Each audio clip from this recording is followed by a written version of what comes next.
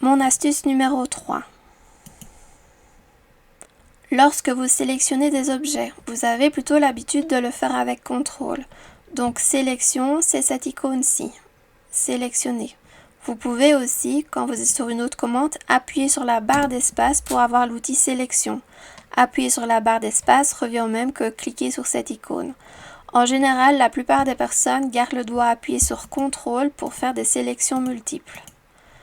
Par contre, si par erreur je sélectionne un élément, j'ai du mal à le désélectionner.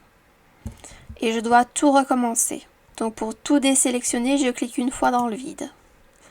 Mon astuce ici, à la place de contrôle, gardez majuscule enfoncé. Et là, vous voyez le plus et le moins à côté du curseur. Je vais faire mes sélections en cliquant sur les éléments.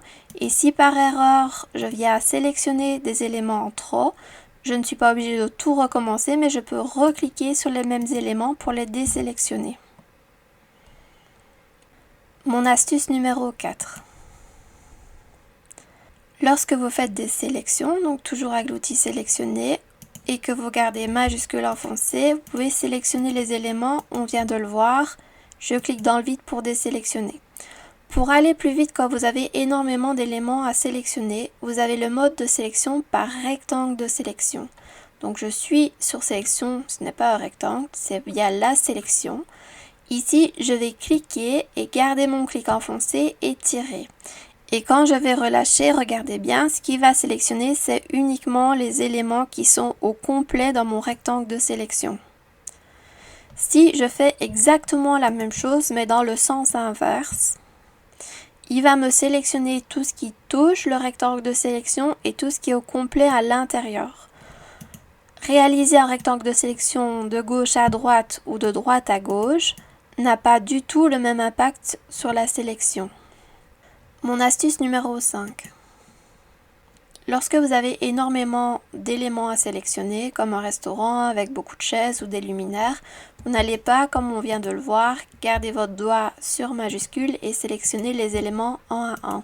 Ce que vous allez pouvoir faire, c'est cliquer sur un élément et chercher sélectionner et choisir toutes les copies. Tous les éléments qui ont été copiés vont être sélectionnés en une seule fois. Si vous avez utilisé les balises, on n'en parlera pas, mais c'est une manière de classer les éléments. Vous pourriez aussi sélectionner toutes les balises, par exemple les balles. Toutes les balles seraient sélectionnées. Ça marche avec les groupes et les composants. Alors, je vais vous donner encore une autre astuce. Quand vous avez des personnages comme ça et que vous voulez être sûr que l'élément que vous avez sélectionné touche vraiment le sol. Ici, quand vous regardez, l'élément vert et l'élément rouge, c'est toujours la surface au sol. Et l'axe bleu, c'est l'axe qui monte et qui descend. Quand vous voulez être sûr qu'un élément touche le sol, vous devez, avec la barre de sélection, sélectionner l'élément. Vous allez aller chercher l'outil déplacer. Et là, c'est très important, votre point de base se situe sur la boîte englobante bleue, sur le poids le plus bas. Quand je vais cliquer et relâcher mon clic, je vais pouvoir me déplacer dans tous les sens. Si je veux être sûr de rester correctement positionné sur l'axe des Z mais toucher le sol, je vais utiliser la flèche du haut de mon clavier pour verrouiller dans un axe particulier. À ce moment-là, je peux toucher le sol. Il m'indique que je clique sur la surface et je clique. Toujours pour désélectionner, barre d'espace, vous cliquez ailleurs. Donc si on réessaye, un clic sur le personnage, l'outil déplacer, un premier clic sur le point le plus bas, je clique une fois sur la flèche du haut de mon clavier et je viens toucher le sol. Si vous avez du mal à déplacer les éléments dans SketchUp, retenez cette astuce de pouvoir verrouiller dans un axe particulier. J'espère que cette vidéo vous a plu et que ces astuces vous seront utiles la prochaine fois que vous ferez une création avec SketchUp. Je viens de partager avec vous une toute petite partie, un aperçu de ce qui était possible de faire avec SketchUp.